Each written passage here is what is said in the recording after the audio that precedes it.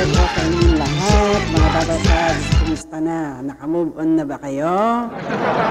Hindi pa rin ba kayo nakaka-move on? Kasi sama-sama tayo, hindi pa rin maka-move on. Nakakainis na yung Miss Universe na yan. Masabi-sabi Miss Universe hindi naman napag-usapan kung sino yung nanalo Diba? Ay, papakilala mo na pala ako po pala si Travelits.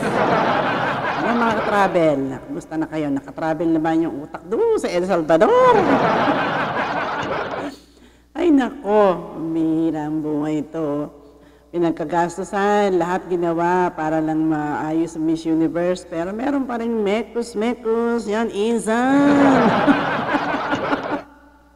Ano ba namang mekus? Hindi na natapos-tapos. Alam nyo, hindi ko maintindihan kung bakit kailangan merong mekus niya sa Miss Universe, no?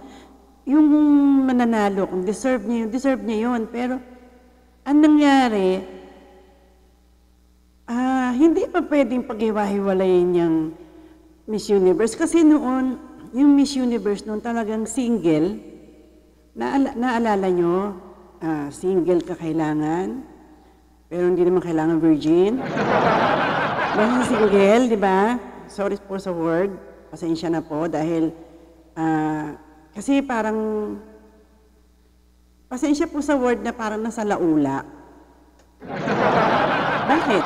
Noon kasi, number 1, kailangan single ka. Tapos, kung hindi ako nagkakamali, ay 18 to 25 years old lang, or 27. Correct niyo ako kung mali ako. Pero hindi kailangan maging 30 years old. Wala kang asawa, wala kang boyfriend kung hanggat maaari. Kasi kapag ka naging Miss Universe ka, kung may boyfriend ka, ihiwalayan mo yan. Dahil for 1 year, nakatali ka dito sa crown. Kung hindi ko mali ako, correct niyo ako. Di po ba? Wala namang problema dyan sa comment down below. Yun ang noon sa Miss Universe. Pagkatapos, meron pang team noon na parang ang age, lalo na sa US, may Team USA, di ba? Yun ang mga pine-prepare para ilaban sa Miss Universe na parang sa adult, from 18 to 25 to 27 rather. Ang ibig ko lang sabihin, hindi pwede ang may asawa. Di ba, merong Mrs. Universe, pwede naman silang kumuha ng ganon. So, dapat isa-separate nila. Nakakagulat ako talaga. Hindi ko alam kung saan ako, sa planeta ako nang galing. Bakit nung makita ko, merong transgender, merong may asawa, merong single mom. Tapos, dilugi naman tong mga nanatiling dalaga dahil piniprepare nila yung sarili nila. Pagkatapos makakalaban nila, tapos ang mananalo or else transgender. At saka single mom, ay na naman yan. Ay, hindi man ako natutuwa dyan. Bakit naman kayo gano'n? Ay. Hindi ba? Tapos anong nangyari pa ngayon, Miss Universe? O sabihin na natin, deserve ni Nicaragua yun. Bakit? Kasi wala dun sa top 5 yung Miss Universe Kasi, mali. Wala sa top 5 at wala sa top 3 yung Miss Philippines. Napakababaw ng question. Kahit ako, kaya kong sagutin yan. Wow, char. Yun lang po. Diba? Bakit hindi nyo ipinasok si Philippines doon sa top 5? Samantalang doon sa unang ipinost ninyo, nakalagay doon si Philippines. Mekos number 1. Yung pangalawa, after 10 minutes, binura nyo, dinilik nyo, ang pinost nyo, pinasok nyo si Thailand. Bakit? Bakit nakapasok si Colombia? At saka yung yan, alam mo yung sa totoo lang, ko dyan kontrang-kontra ako dyan Dapat ang isa sa criteria na papasok ka sa Miss Universe, dapat lahat marunong mag-English. Yun dapat ang una. So kung gusto mong pumasok sa Miss Universe, mag-English ka, mag-aral ka. Bakit si Miss Philippines nakapagsalita ng Spanish ba yun? El Salvador? Si Hoda Platita, de Colcharita. Diba? Ganon. Dapat marunong mag-English. Duda ko dun yung yung merong mga nagta-translate na nila, anong tawag doon? kalimutan ko. Matanda na talaga. Diba? May taga-translate na sinasabi nila. Kung yung taga-translate na yun, medyo may idinagdag siya, alam ba natin yung salita nila? Hello? Sabihin natin yung mga judge, sasabihin ng judge, teka muna, hindi naman yun ang sinagot mo. Pwede ba yun? Hindi naman actual yun, sasabihin nila yun. Hindi, di ba? Kaya nilang dagdagan ngayon yun, pagagandahin nila. Hindi naman nakakaintindi lahat ng mga Espanyol, di patanta. Ba't ba yun ang di ba? Ngayon, ano nangyari? Hindi nila ipinasok sa Philippines. Bakit? Hindi nila pinayagang humawak ng microphone. Bakit kayo? Kasi alam nilang matalino. Sa umpisa pa lang, mga prelim pa lang talaga siya. Eto, humakot ng award. Yung award, sabihin nun, kung ako yung may-ari ng product, siya ang inano ko, ako yung pinaka-CEO doon. Siya ang napili ko kasi deserve niya. Sabihin, hindi kasama yun sa bilang, sa na-count dun sa pagiging candidate niya. Dapat counted yun Hakot siya na nga humakot O sabihin na natin hindi siya ang maging di sana kahit pangalawa siya. Kaso hindi Paltang ko kayo dyan Dapat dyan, una yung judge, lahat marunong mag-English. Sige, given na. Pero dapat ang mga contestant, dapat lahat din marunong mag-English at sasagot sila ng English. Walang taga-translate. Tinamaan kayo na magaling. Bakit? Para maintindihan natin lahat, malay ba natin, di ba? Doon pa lang nananalo Venezuela, Puerto Rico, Nicaragua, Echipera. Ano na nangyari? Chipera ng lahat. Wala na nangyari. Pero translate na lang ng si Miss D. Patay kayo. Kaya inalis nyo dahil alam nyo namumuro siya Oh well.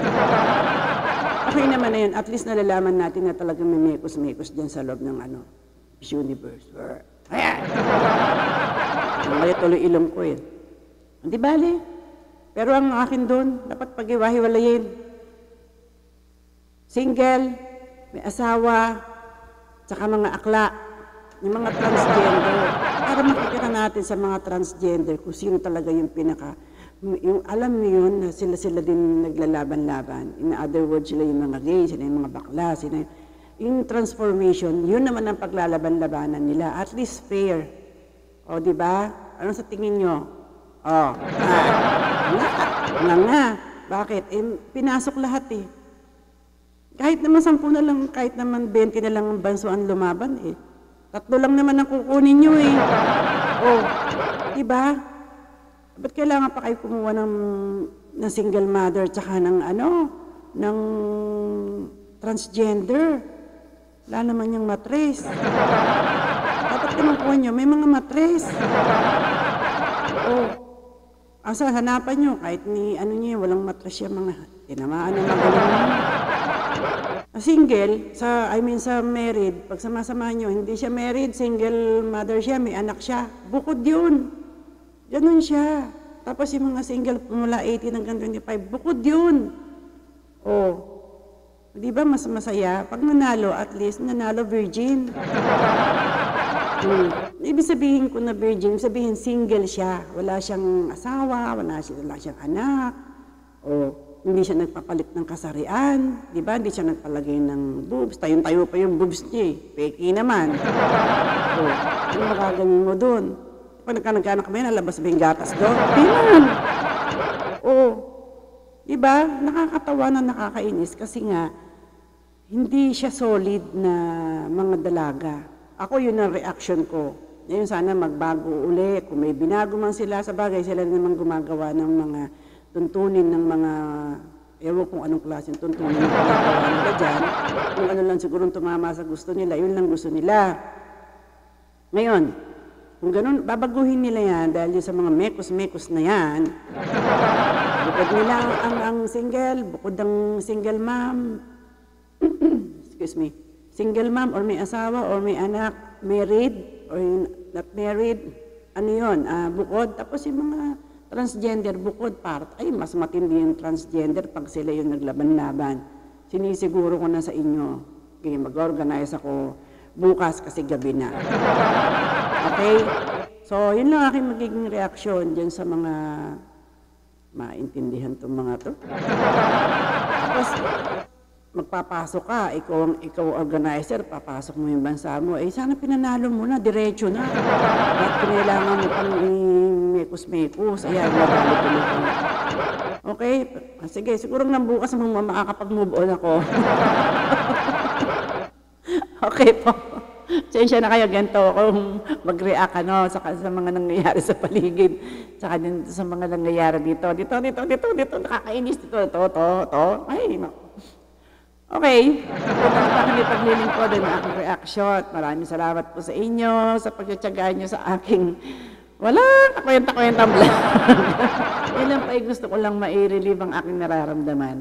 Okay po, and don't forget to likes and subscribe po sa inyo lahat. Hello po sa aking mga Dabarkads, legit Dabarkads, TVJ, TVJ Defenders, at lahat po ng mga sumusuporta, lalo na yung mga nakakasama namin sa LS ng iba't ibang uri ng mga live dito sa ating mga defenders.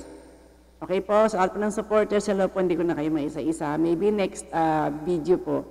Bye po sa inyong lahat, and don't forget to like and subscribe.